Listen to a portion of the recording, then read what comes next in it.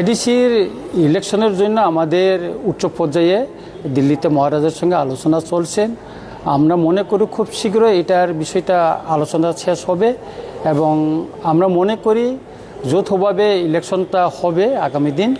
তারপরে যে বিষয়টা এখনও শেষ হয়নি সেটা হইল আমরা এই আলোচনার মাধ্যমে আমাদের যে দাবিগুলি ছিল সেটা কিভাবে আমরা নিয়ে আসতে পারি সেই চেষ্টাটা আমাদের থাকবে এবং মহারাজ এটার জন্য আলোচনা করছেন, ওনার সঙ্গে আমার কথা হয়েছেন এবং ফাইনাল যখন করা হবে তো উনি আমাদেরকেও ডাকবেন বলছেন।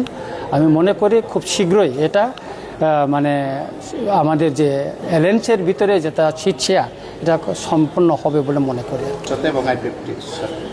বিজেপির সঙ্গে আমাদের শেয়ারে আছে, আমরা অ্যালায়েন্সে আছি, কিন্তু আইপিএফ হইল বিজেপির অংশীদার, এটা আমাদের পার্টনার না, ওটা বিজেপির পার্টনার। সুতরাং আইপিএফটির সম্পর্কে এটা আমরা বলতে পারবো না, শুধু আমাদের সিট শেয়ারিংটা হবে বিজেপির সঙ্গে টিপরামঠার। আপনারা যৌথভাবেই লড়াই করবেন? যৌথভাবে লড়াই করার তো সম্ভাবনাটা বেশি। দিল্লিতে কার সঙ্গে মহারাজা এখানে দিল্লিতে বিজেপির যে রাজনৈতিক দলের উচ্চ মহলে যেমন বিএল সন্তোষ, সুমিত পাত্র, তাদের সঙ্গে ওনার আলোচনা হচ্ছে আমি যতটুকু জানতে পারছি এবং মনে হয় এটা আরও একটু উচ্চ পর্যায়ে আলোচনা করে এটা সিট শেয়ারিংটা শেষ করবেন।